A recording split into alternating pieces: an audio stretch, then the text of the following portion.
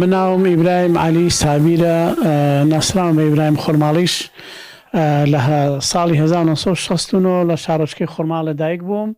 هەر لە خورماڵیش گەورە بووم و خولێەوە ئاواتێکمە بوو کە بتوانم هەموو گۆرانی کولتوریەکان کۆ بکەمەوە بە تایبەت گۆرانە ڕەسەنەکانی کوردی. لە ساڵی 1970 بەردی بناغی ئەرشیفەم دانا هەتاوکو ئێستا کە ئەلحەمدولیلا ئاواتەکە ماتەوتە دی و لە سەدا 90 گۆرانی کلاسیکی کوردی ئێستا لای منە.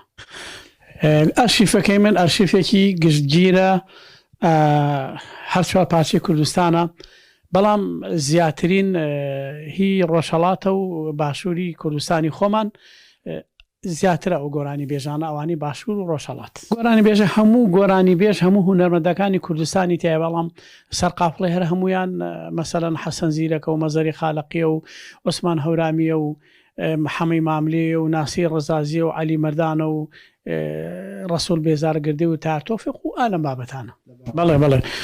بەڵێ ئێمە کولتورێکی دەوڵەمەندمان هەیە، کولتورێکی زۆر گەورەمان هەیە، هەتا دراوسەکانمان وەکو تورک و فارس و عەرەب و ئەمانە زۆر لە گۆرانی ئێمەیان بردو و کردویانە بە گۆرانی خۆیان لە بەرێوان کە دەوڵەتن و قەوارەیەکیان هەیە و کیانیان هەیە، ئیمکاناتیان لە بەردەسایە. بۆ نمونە مەسەلەن مارشی ئێسای تورکیا گۆرانێکی سرودێکی مامۆستا حەسەن زیرەکە کاتی خۆی لە هەولێر وروتوێتی ئەویان کردووە مارشی خۆیان بردویانە بە کورتی.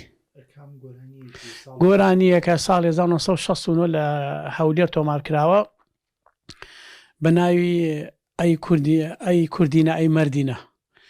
حەسەن زیرەکە بەو شێوازی خۆی توێتێ هەمان ئاوازی حەسەن زیرەکە ئەوان ماشەکەیان بۆ داناوە. من تا ئێستا 1000 کاسێتم هەیە، ئێستا ژوورەکە بچووکە ئەوانە لە بەرچاون. بەڕاستی کولتورێکی گەورەیە و ئەرشیفێکی باشیشمەیە. هەموو گۆرانیەکان هەمویان کولتوری تایبەتی کوردەوارین کە کاتی خۆی ئەو گۆرانی بێژانە بۆ ئێمەیان شڕیوە، خزمەتی هونەریان کردووە لە ڕێگەی گۆرانی و کاتە گۆرانی وتنیش بەڕاستی خەبات بوو. و کاتە داگیرکەرانی کوردستان هەتا نیشانەڵا گۆرانی بە ئازادانە بڵێ، بەڵام ئەوان گویان نەداوە لە گرتن و لە زیندان و ئەمان هەر هونەری جوانیان پێشکەشی ئێمە کردووە. بەڕاستی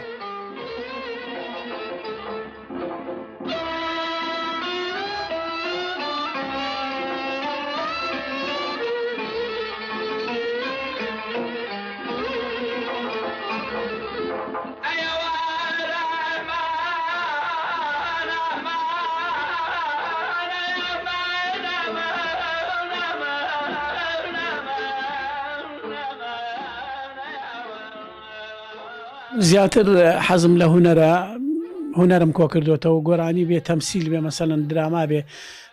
تقریبا 500 شریتێکی ڤیدۆشم هەیە کاتی خۆی من بەدەستی خۆم لە تەلەڤیزیۆنی کەرکووکی جاران تۆمارم کردووە. ئەوانشی سەلام و بەبێ لۆگۆ و بەبێ ئارمی هیچ لایەن و دەسە و تاقمی پێوە نییە، مۆکی خۆ من ئەوانە. وەڵاهی زۆر گرنگە، زۆر مهمە لەم ڕۆژەدا، لەم بەرەو پێچوونی تەکنەلۆژیا و ئەمانە پێویستە ئێمە کولتورەکەمان کاڵ نەبێتەوە، نەڕوا. داگیرکەرانی کوردستان هەمیشەیانەوێ ئێمە کولتور و ڕەسەنایەتیمان نەمێنێ، بەڵام ئەبێ ئێمە هەوڵ بدەین بە تایبەت گەنجانی ئەمڕۆمان هەوڵ بدەن کە خۆیان دوور بن لە هونەری بێگانە و ئەمانە کولتورە جوانەکە خۆیان بپارێزن، خزمەتیان بکەن، گویان لێ بگرن، زیندویان کەنەوە. ئەوە ئەساسە. ئەگەر چونکە ئەڵێ هونەر ناسنامەی هەر میلەتێکە، ئەگەر هەر میلەتێک هونەری نەبێ ناسنامەشی نییە. زۆربەی میلەتانی گۆی ئەم زەمیەکە هونەریان نەبوو لەناو نەتەوەکانی ترا لە بۆتەی نەتەوەکانە توانەوە نەمان لەبەرێکە هونەریان نەبوو. زۆر گەورەیە بەڕاستی ئەم درامایانەی کە شەوانە ئەدرێ بەگوێ ئەم خەڵکاوت لێ بۆی دائانیشن مەترسێکی زۆر گەورەیە. ئەڵعان کولتوری کوردەواری ئێمە تێک چووە. هەندێک کەناڵەیە بەداخەوە، من ئەوان بە کەناڵیان نازانم، بە بەرنامە ئیش لەسەرەوەکەن کە کولتوری نەتەوەکەمان زەعیف بکەن، بە بەرنامە بەکرێگیراون لەلایەن وڵاتێکەوە لەلایەن هەر کەسێکەوە پاریان پێدرێ، کەناڵیان بۆ دائەنرێ پارە خەناختیانان بۆی کولتوری نەتەوەکەمان زەعیفکەن. چەند کەناڵێک ئەمڕۆ لە کوردستانە خەریکی زەعیفکردنی کولتورەکەی ئێمەن، بە فعلیش دەستیان پێکردووە. بەڕاستی وەڵاهی زیاتر کولتوری تورکی ینی نمایشەکەنەوە تا ئێمە شەوانە و ئێواران و بەیانی و ئەم خەڵکە هەمووی سەیری درامای تورکیەکە. بەڕاستی ئەوە ئەگەر ئاوا بڕوا کەس کولتورەکەی خۆی لەبیر نامێنێ.